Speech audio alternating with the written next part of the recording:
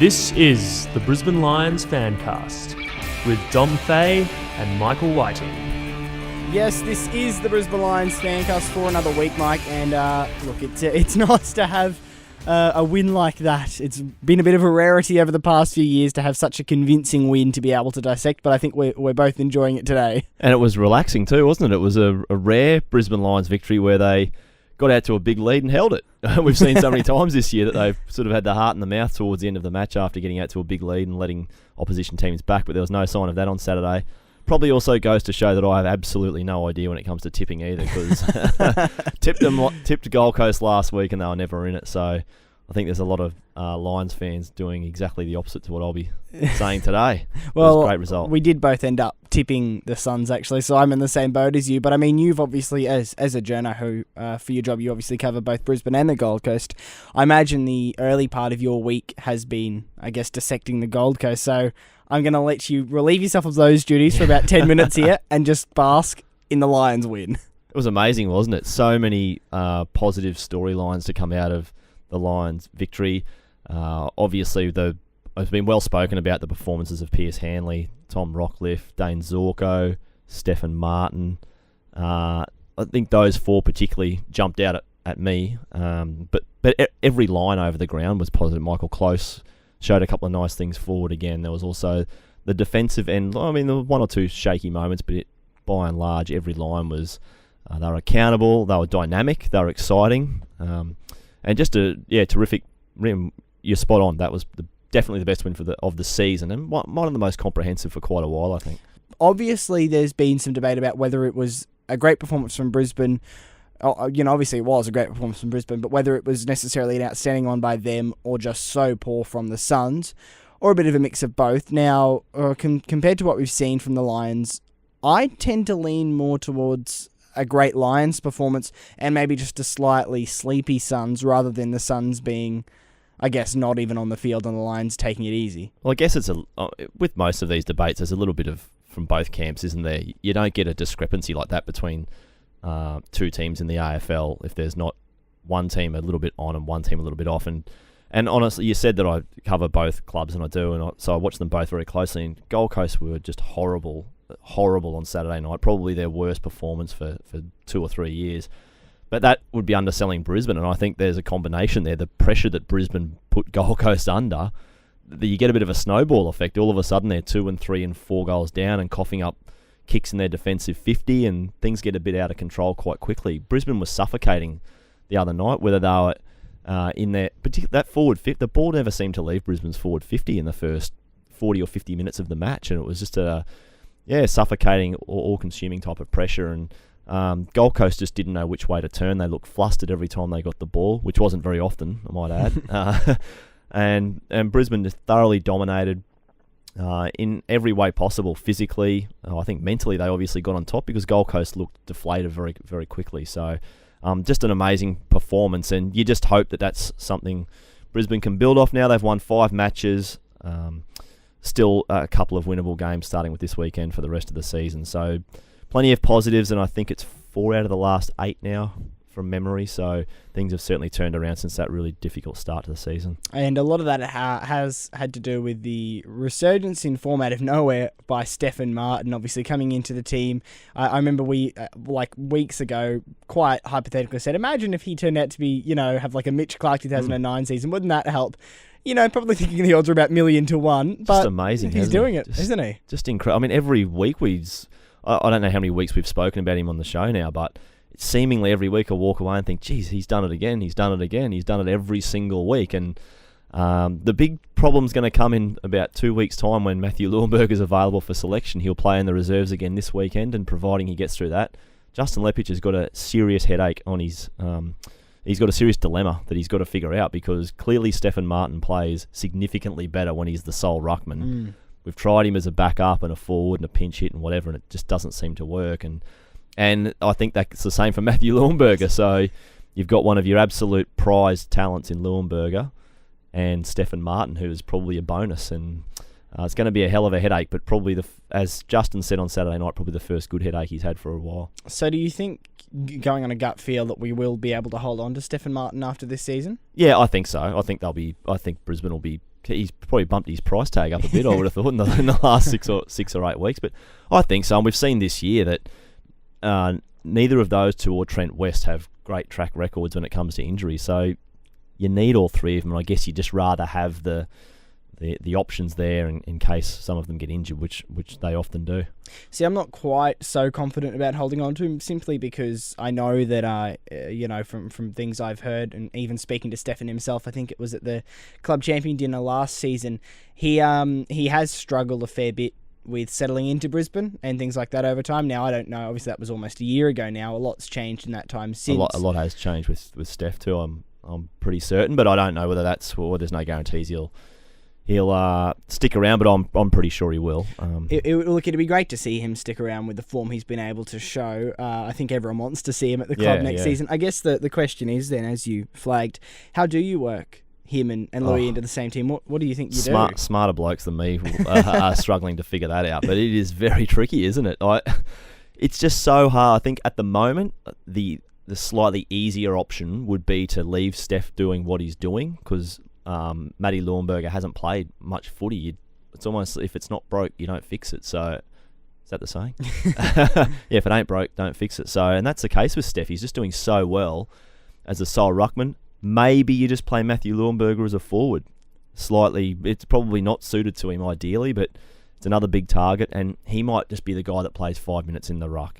That way there's not a excess strain on his Achilles or his knee or any other problem he's had throughout a match. So I'd be very loath to move Stefan Martin from the job he's doing at the moment, at least for the remainder of the season. Yeah, no, I'm completely with you on that. I'd like to see us try and see what else Louis can do by at the same time not trying to disrupt what Martin's doing, because I think any disruption and we might lose the form he's currently in. Now we should look just briefly off the field in a sense. Now, Greg Swan obviously announced as the CEO at a press conference on Friday, followed by 27,000 at the Gabba. I mean, off-field things are suddenly looking a little more rosy for the Lions. Now, I know that was a one-off, things came together for a good crowd on the weekend, but Greg Swan is the kind of man who fills me with a lot of confidence in, that we have someone involved who now is I suppose going to stand up to people who maybe haven't been stood up to for a while and get some things done. That's the general feeling, isn't it? You've got somebody, we don't know if he's got a lot of clout, but he's certainly a voice that's got respect in the AFL. He gets on well with the AFL, which is obviously handy for the Lions. He's been at big clubs. He knows how things work. Different market for him and a big challenge up here. He's coming to he's dragged battling clubs, Collingwood and Carlton at their respective times, up from the bottom. They're powerhouses in Melbourne. This is a totally different challenge for him, but he's the man that's equipped to do it, isn't it? And now we've got Greg Swan as a CEO. We've Lee Matthews back on the board, and he's very influential man, Lee, obviously, and Justin Lepich doing a great job. So you've sort of got some pillars of your club now starting to look quite solid.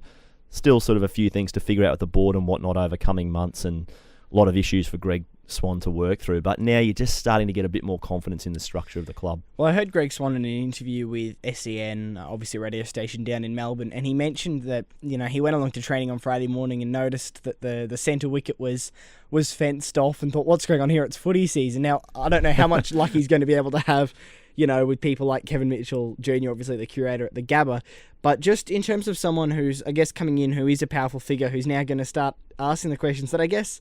Well, there's been some things that I think have just been taken like, oh, well, that's just how things are for some time. And now there's someone who's going to come in and say, well, hang on, why are things like that? Can we make them better? Can we fix this? Which is really what this club has desperately needed for some time, I think. It's a good point. It's a fresh set of eyes, isn't it? Someone who doesn't have these preconceived ideas or perceptions of things. He just walks in and sees them for what they are. So it's a good point. I think he's got that particular issue is probably a little bit down his priority list, but I'm sure, he's noticed it straight away, so he'll address it, but he's got a lot of things on his plate, hasn't he? There's a lot of debt. There's, of course, the proposed training and admin base out at Springfield, which we've harped on about forever and ever, so that's got to be revisited. He's got a lot of things to sort out, Greg Swan, but he seems like the right man for the job, and he's going to earn his money, that's for sure. It'll be great to finally have a resolution to the Springfield drama. I think we can all agree on that one whenever that finally comes. Just one before we wrap up. Quite a few media outlets, I guess I've seen it on TV a bit, in some papers. You even almost suggested it there, talking about the three people, obviously Lepper, Greg Swan and Lee Matthews, seems to be, I guess, glossing over the fact that Bob Sharpless is actually the chairman. Yeah. Is this setting up potentially for Lee Matthews to maybe become chairman? Do you think that's in the works at all? Well, I guess that's probably that's a romantic notion for people, and I don't know Lee that well personally. I mean, I've spoken to him a number of times and whatnot, but I'm not quite sure that's the role he sees himself in. He might just like being on the board and being able to push and shove from the from the back room, if that's the right way of putting it. He's a very influential man, obviously, and at this stage, I don't get the feeling that's the way he wants to go.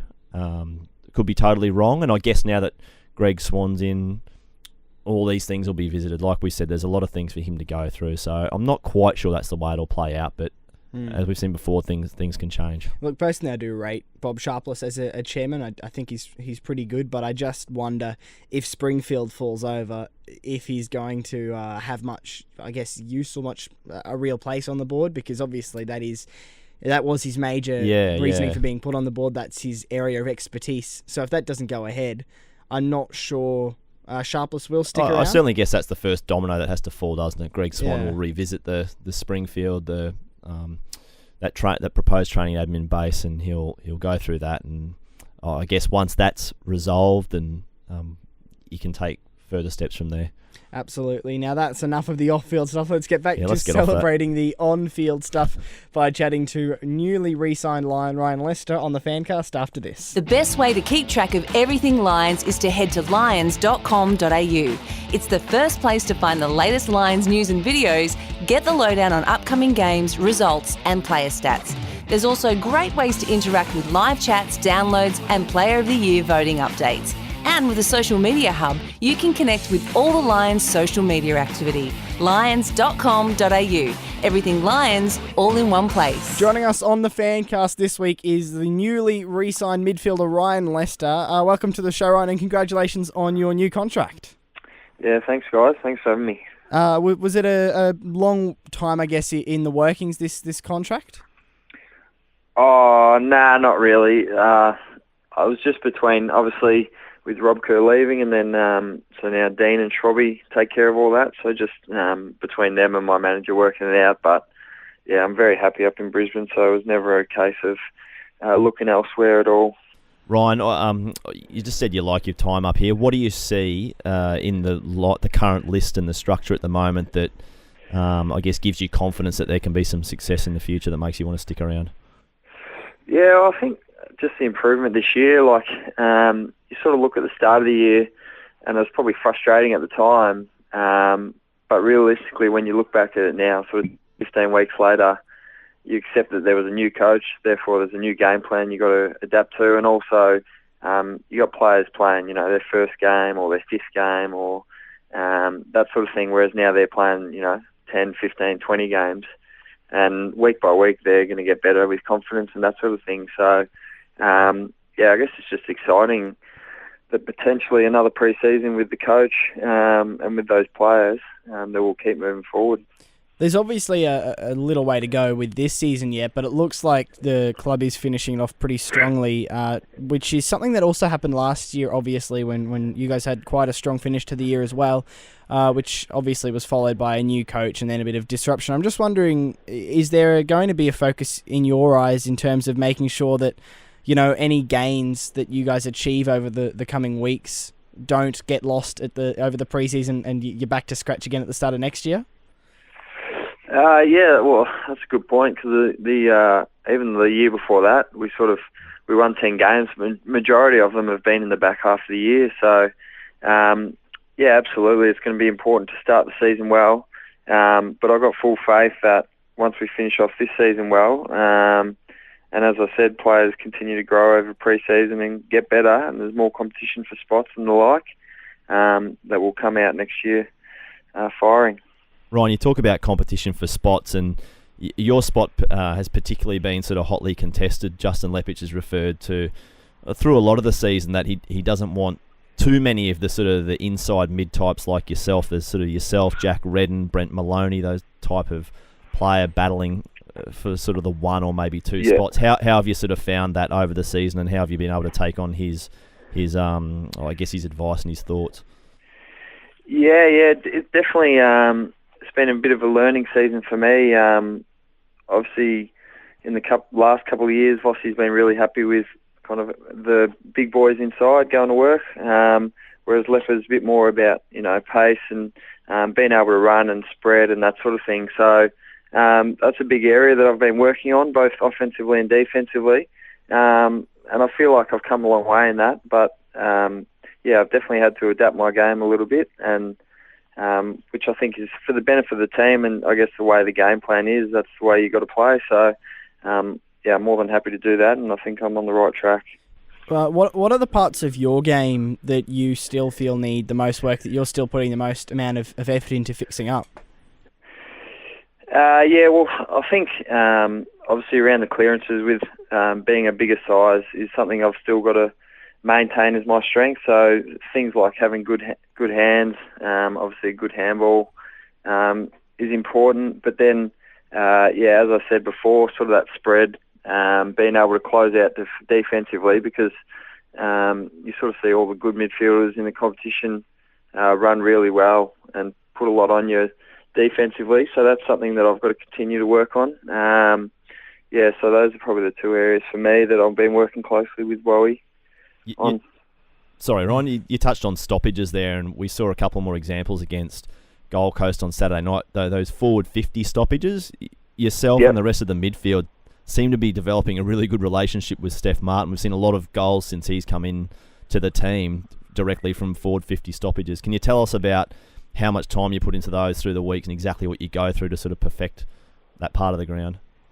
Yeah. Well, I guess it was probably nearly when Marto sort of come into the side, we identified that forward 50 we're probably not putting on enough on the opposition, and that's a lot of sort of mids just working by themselves and not putting on blocks and the like. So that's been a real focus for us in the last few weeks, and obviously Marto being able to get his first hands on the ball. I guess we have looked really dangerous. So it's no coincidence, because it's something we've been working on in training and stuff. But it's been a good area for us, which is good. To memory, when you were drafted by the club, you came up here as a bit of a utility type, whereas obviously you've now become quite a designated inside midfielder. Is that now, do you think, the permanent shift where you'll play the rest of your career, or do you think there might still be patches where you play, I guess, as a bit of a utility, or third tall, up forward or down back?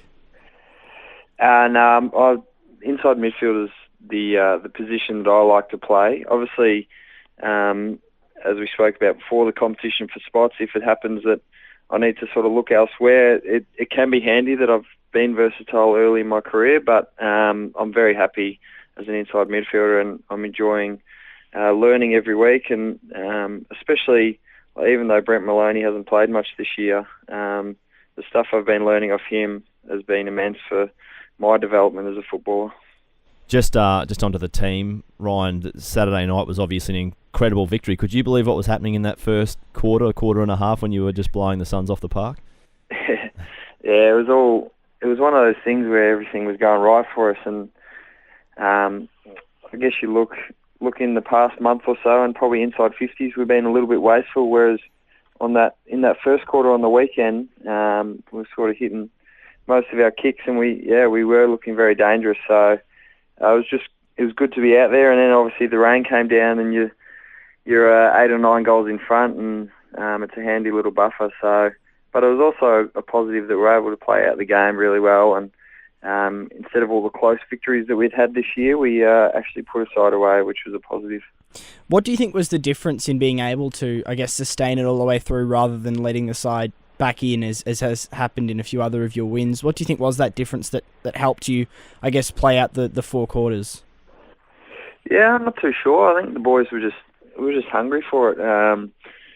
And I think just the way the first quarter went, everyone got a lot of confidence out of that, and I guess being the Q clash as well, there was probably extra emphasis that we weren't going to let Gold Coast back in. So I'm not too sure, but hopefully we can continue to repeat those 4-quarter efforts over the next 5 weeks and finish off the season well.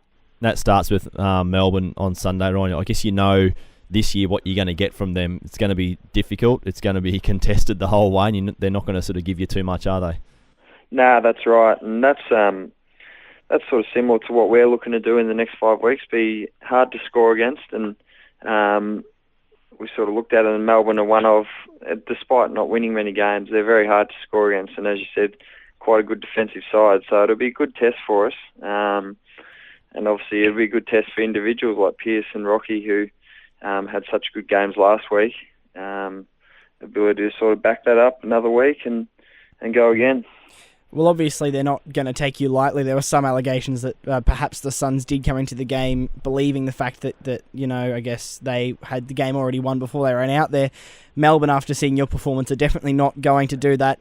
Does it change your mindset much going into a game knowing that you're going to be right up against it from the start, against, an opposition who are well aware of what you can do and are well prepared for it? Nah, not really. We sort of go into every game where we feel that we're the hunter. And so going down to Melbourne, obviously we've been very inconsistent down there this year. So I think the boys are pretty keen to put in a good performance in front of our Melbourne crowd and, hopefully continue this little bit of momentum we've got leading into the end of the season. Well, all the best with the game and the rest of the season, Ryan, and thanks for joining us on the show today. No worries. Thanks, guys. This weekend, the reserves play on Friday afternoon down at the SCG against the Swans Reserves. That's a 4:10 p.m. start. And the seniors are at Etihad Stadium against the Demons on Sunday afternoon at 1:10. A bit odd for that game to be at Etihad rather than the MCG, obviously Melbourne's home ground, but I think it might be because of either small crowd predicted or other games at the MCG. Either way, I don't think either us or the Demons have a great record at Etihad, so that will be an interesting factor as well to see how that plays out on Sunday, Mike. But look, it's interesting to come from a game where we were very convincing and then to go into a game that is also very winnable. It's going to be so difficult. You can't see it being open and free flowing, that's for sure. And you think Brisbane's going to have to make the most of their opportunities because, as Ryan Lester said to us, Melbourne have got a very good defensive record. They're very hard to score against. You don't get a lot of opportunities and you've got to make the most of them. And that hasn't always been Brisbane's strength. Conversely, we've seen that outside run, and once the Lions get up and going, they have shown 5 or 6 times this year they can have one amazing quarter and kick 7 or 8 goals, and that can be enough for you. But it's going to be very difficult. I think Tom Rockcliffe and Pearce Hanley are going to have tight tags, the pair of them. That's going to be another challenge altogether. So very, very difficult match on Sunday. Yeah, well, as you pointed out there, it has been, I guess, Lepper's style that he's brought along, and as we've seen it develop, it is a very exciting style of football to watch. I mean, we play football very, I guess, aesthetically very beautifully when we're up and running. I'm not sure they'd like me saying you play beautiful football, boys, but it's a word I chose anyway. And obviously this weekend as well, one of the players who is part of that pace in our side, Josh Green, notches up his 50th game, which is another player He's getting... He's a little player, isn't he, Joshy Green? He's underrated. I mean, I've heard a few people say he's had inconsistent form throughout the year, and if you don't notice him now and then, but he has to be one of the cleanest players in front of goal in the competition. He is, you talk about clean, he's got clean hands as well. Once that ball's on the ground and he's near it, very clean with his hands and gets a shot, and he's very good around goals, whether it's snapping on either foot or taking set shots. So, yeah, I agree. He's very underrated. And off minimal chances, ball hasn't been going inside forward 50 that much over the season. He does very, very well with the limited supply he gets. Yeah, I think he announced himself in that game against West Coast a few years ago when he was the super sub, and ever since then he's been a bit of a fan favourite. Hopefully he has a great one as he moves into the 50 to 100 game category of players. We'll be back next week to review that game. Hang on. Who are you going, mate? Oh, tips, of course. Tips. Come on, let's... off you go. I tipped Gold Coast, and I'm a bit embarrassed about that, so I'm a bit... I'm embarrassed for you. Well, I mean, it's rare that I tip against the Lions, and for me to tip against Lions and be wrong, it's... Look, I'm backing us in this week. I think... I'm so torn this week. Well, I think the reason I'm backing the Lions in is because confidence will have to be high. There is absolutely no doubt, if there ever was any doubt, there's absolutely no doubt that we are not... we're not backing off towards the end of the year, to put it lightly. We are giving everything we have, clearly. as Ryan Lester mentioned, they want to put a good performance on in front of their Melbourne fans. So I think we'll get over the line over the Demons on the weekend. God, I'm so torn, Dom. I don't know. I've copped a fair bit of stick over Twitter actually about noticed that about my tipping.